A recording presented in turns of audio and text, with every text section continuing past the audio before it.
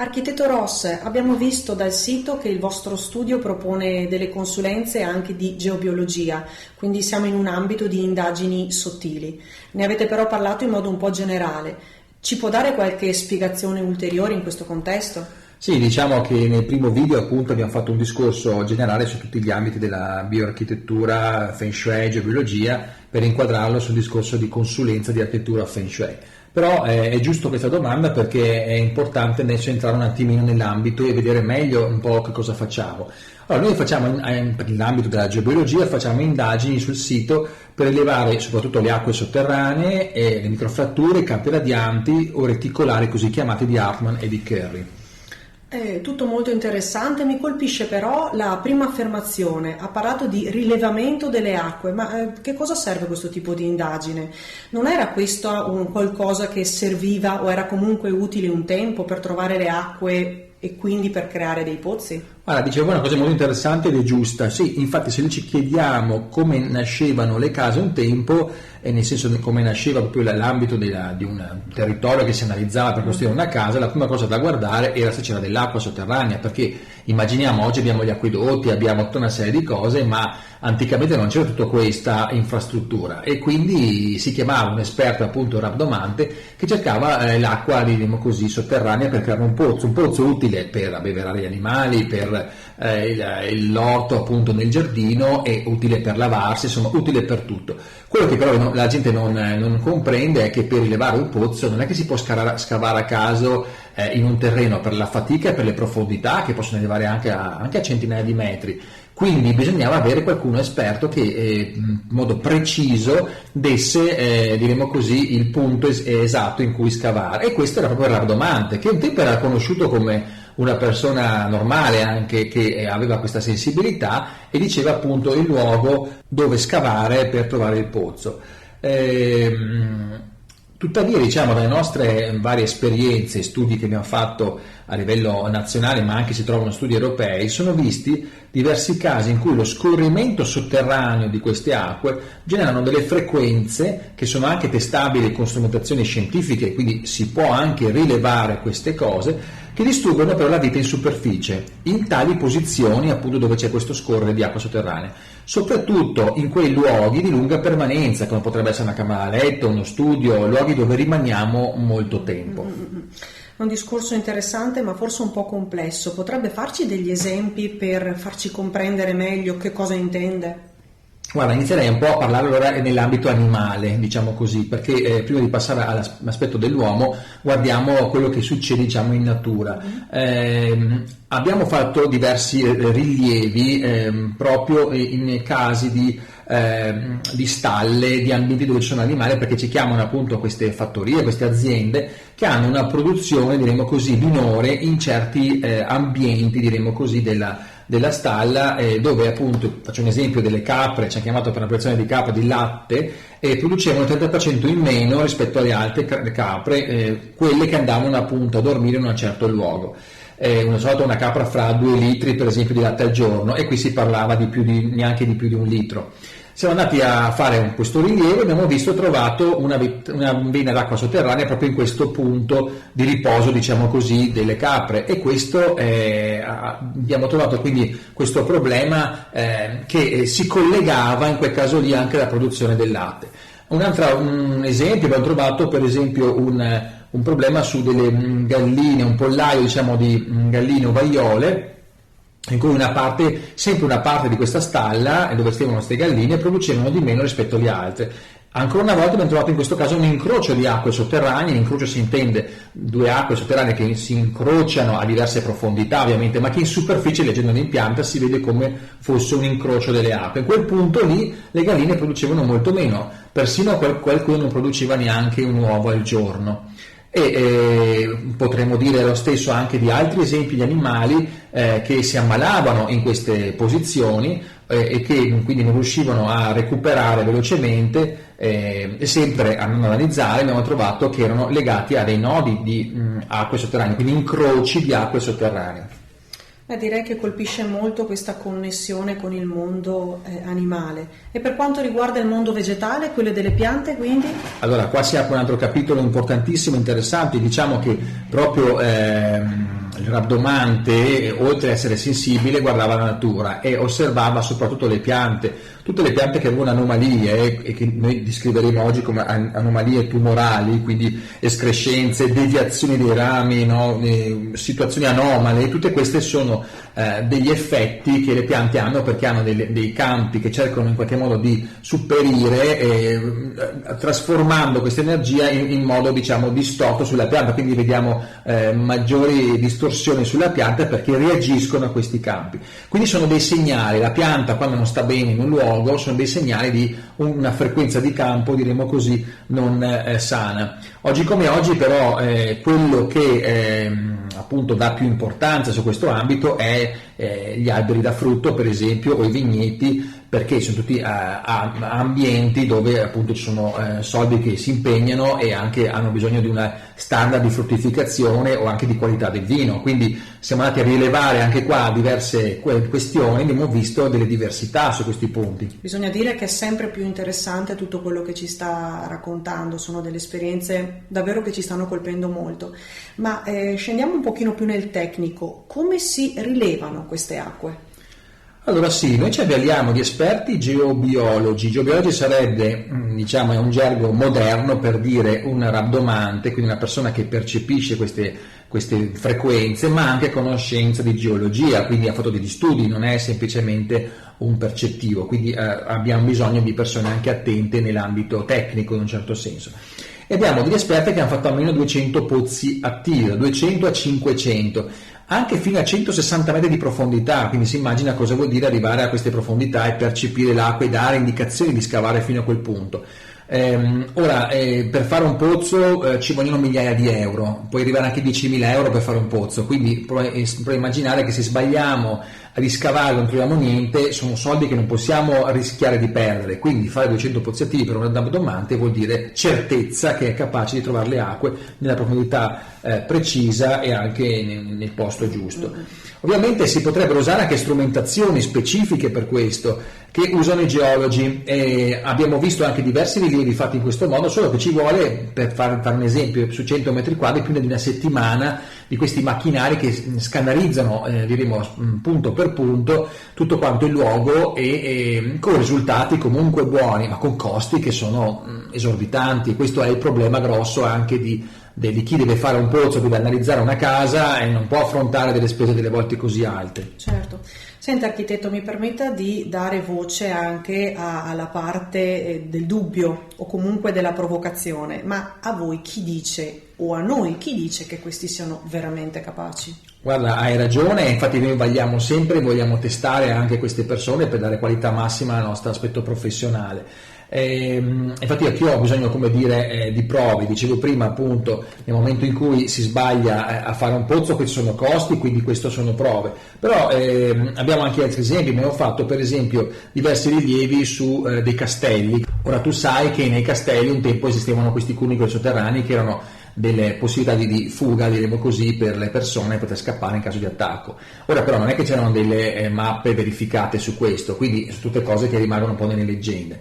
Bene, con questa prova abbiamo avuto veramente anche noi un bel risultato, perché cosa è successo? Che la Sovrintendenza ha chiamato, diciamo, degli esperti, diremo così, con strumentazioni tecniche tipo un'ARVA, che sono in poche parole dei segnalatori radio, a verificare questo tipo di cunicoli, e ha trovato tutta una serie di reti, perché si sentono con queste frequenze, diciamo, che vengono mandate nel sottosuolo e quindi si percepiscono dopo un bel lavoro di giorni per poter fare questo tipo di indagine. Poi, senza dirci niente, hanno chiamato noi, diciamo, e il rabdomante esperto ha verificato questi cunicoli e diciamo, ha fatto tutta quanta una scannerizzazione profonda, diciamo, di questa realtà. Considerate che diciamo, questo rabdomante e queste persone che noi anche ci avvaliamo insegnano anche all'università, agli atenei e tengono corsi anche nella nostra accademia, quindi persone anche che hanno anche una loro credibilità anche pubblica.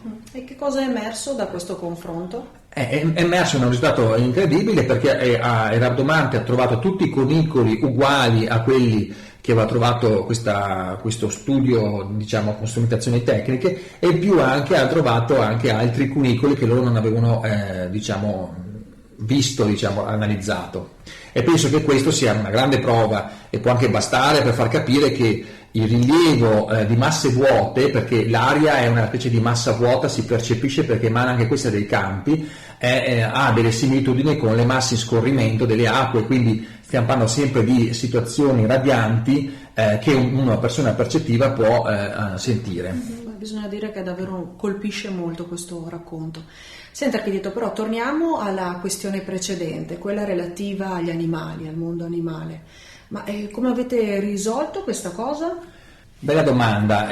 Allora, diciamo, quando si fa un tipo di analisi di questo genere, la prima cosa che noi optiamo è quella di spostare, diremo così, l'animale, l'oggetto o la persona dal posto radiante. Però in molti casi non si riesce a fare questo e comunque sia queste acque, questi incroci di acque emanano comunque campi nell'ambiente in cui arrivano. Quindi la preoccupazione era quella di risolvere completamente questo tipo di realtà.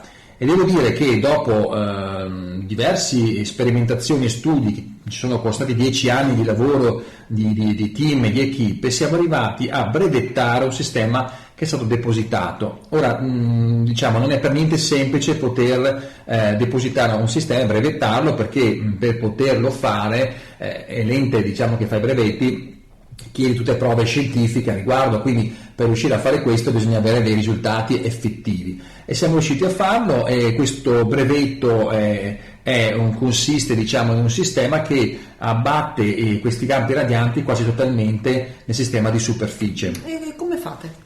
E quindi applichiamo questi cosiddetti biorisanatori nel centro della falda entrante, dove noi dobbiamo analizzare dove entra la falda acquifera, e nel centro mettiamo questi sistemi. Questo sistema fa perdere di forza la falda entrante, che quindi come entra nel locale perde sempre più del suo campo energetico fino a dissiparsi totalmente.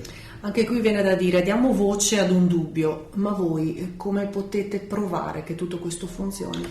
E qui abbiamo un altro importantissimo punto, cioè io sono una persona che è molto scientifica, diciamo, come approccio, quindi non mi fido neanch'io di niente finché non vedo dei risultati effettivi e pratici. Quindi da questi appunto sistemi, una volta che sono stati messi, abbiamo visto dei risultati anche ai nostri occhi molto importanti.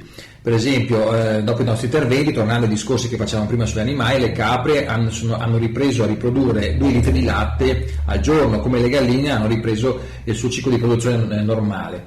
Gli animali che stavano male si sono hanno smesso piano piano di ammalarsi e hanno iniziato a guarire lentamente nel loro processo di guarigione naturale. Prove interessanti. Sì, certo, queste cose lo sono, ma la questione sconcertante è la domanda che dovremmo farci, che se queste energie fanno male agli animali, vuol dire che non fanno sicuramente bene all'uomo, soprattutto negli ambienti di lunga permanenza. Può spiegarci un po' meglio questo dato? Ecco, abbiamo riscontrato anche qui in questo caso patologie fisiche che vanno dal semplice mal di testa cronico all'insonnia continuo, sino a questioni molto più gravi in concomitanza di questi incroci di falde acquifere. Ora, chiarisco subito che una malattia deriva anche da uno squilibrio fisico che prende da diversi fattori, psichico, genetico, alimentare, quindi non vogliamo entrare in un campo medico e dire che questa è una soluzione, ma sicuramente non è trascurabile l'impatto ambientale che fa la sua bella parte, proprio in ambienti dove noi abbiamo le difese, diciamo così, basse, perché ci addormentiamo, stiamo fermi e continuiamo a assorbire un'energia di un luogo. Senti, una volta che siete intervenuti, cosa accade? Accade che le persone hanno ripreso a dormire, quindi avevano un insonnia, bambini che non dormivano, hanno ripreso il normale ciclo di sonno, o molte di queste malattie che abbiamo visto sono scese dalla fase acuta e sono lentamente regredite. Ovviamente questo anche in concomitanza con aiuti medici, ma è stato impattante la diversità proprio di intervenire in questo modo, e abbiamo tanti casi a riguardo, tante testimonianze anche da questo punto di vista. Senta, ma questi campi nocivi, chiamiamoli così, intaccano anche le strumentazioni o i macchinari? Ecco, altra bella domanda. Proprio in questi giorni ci hanno chiamato per un macchinario che continuava a rompersi costoso e quindi si sono chiesti se non era questione anche di un luogo. Queste persone veramente sensibili ci conoscevano e ci hanno contattato per questo. Siamo andati a vedere il motivo perché questo macchinario, che sono macchinari sempre sensibili, che hanno schede tecniche, elettroniche da questo punto di vista, certo. E a un certo punto abbiamo guardato ed c'era un incrocio di acqua, abbiamo messo questo birisanatori e il problema è completamente scomparso, non si sono più rotti gli strumenti.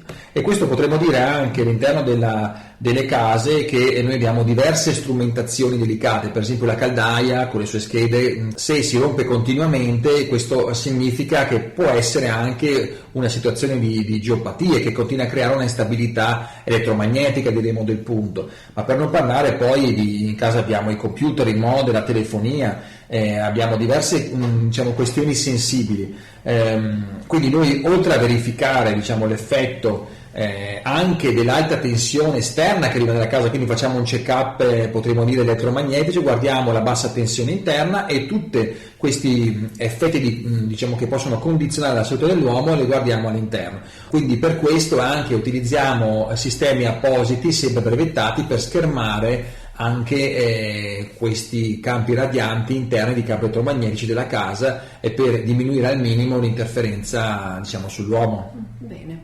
Prima abbiamo parlato di esempi relativi al mondo animale, abbiamo fatto però riferimento, lei ci faceva riferimento anche nell'ambito delle piante, ma chiedo, i frutti, nell'ambito dei frutteti, ad esempio, dopo il vostro intervento, che risultati si possono portare a casa o a voi è accaduto di portare a casa? Guarda, anche qui ovviamente sono tutte esperienze che abbiamo e continuiamo ad avere. Usiamo anche altri sistemi, non solo questi brevetti, ma anche altri sistemi, e abbiamo anche qua riscontrato dei bellissimi effetti, cioè utilizzando un'analisi completa di un luogo, di un terreno e riequilibrandolo con i sistemi, ovviamente le piante soffrono di meno. Soffrendo di meno la produzione aumenta e aumenta anche la qualità della produzione. Diciamo, i frutteti e le piante producono nel modo migliore possibile, quindi resistono anche di più, si richiedono quindi meno antiparassitari, quindi le spese anche diminuiscono, e abbiamo fatto questo esempio da poco su un vigneto.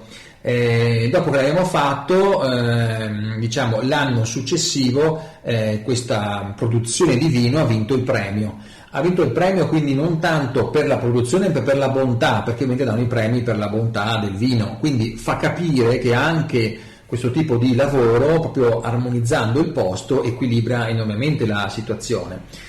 Ma si pensa che questo era uno studio antichissimo che risale al periodo dei Celti, dove noi abbiamo fatto diverse ricerche anche da questo punto di vista, e questi antichi druidi sapevano come armonizzare appunto i vari ambienti naturali per una condizione favorevole per poter far crescere nel modo migliore le culture. E qua ci sono esempi antichi molto interessanti che abbiamo visto, e da qui abbiamo preso spunto per riutilizzarli anche in un aspetto moderno. Questo tipo di consulenza che voi offrite porta ad una eventuale collaborazione con altre figure professionali? Guardi, noi collaboriamo infatti con medici, naturopati, biologi per ricerche su questi argomenti, continuiamo a riscontrare risultati, quindi ci chiamano per verificare diverse questioni a riguardo. Certo.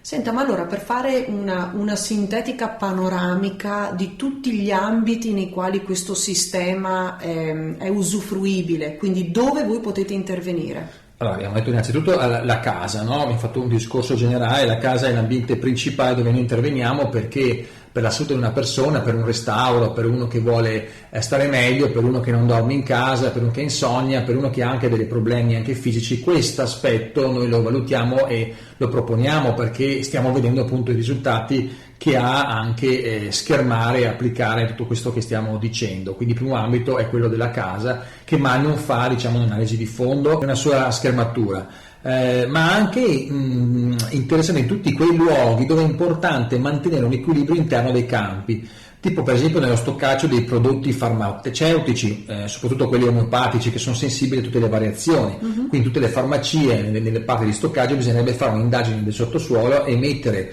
i prodotti fuori da quei punti di falle d'acqua, di nodi, o comunque appunto schermare il più possibile la situazione.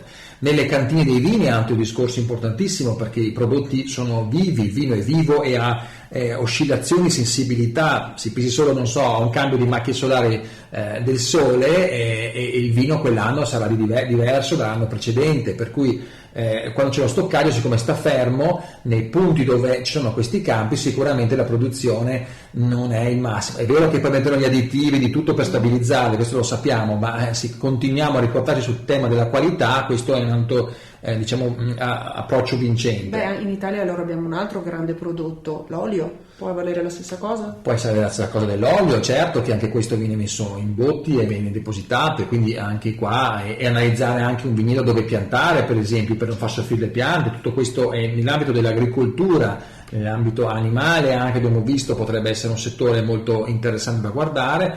In sintesi, tutti quei luoghi dove la vita rimane per una certa permanenza. Questo è il nostro ambito, diciamo, di attenzione e focalizzazione.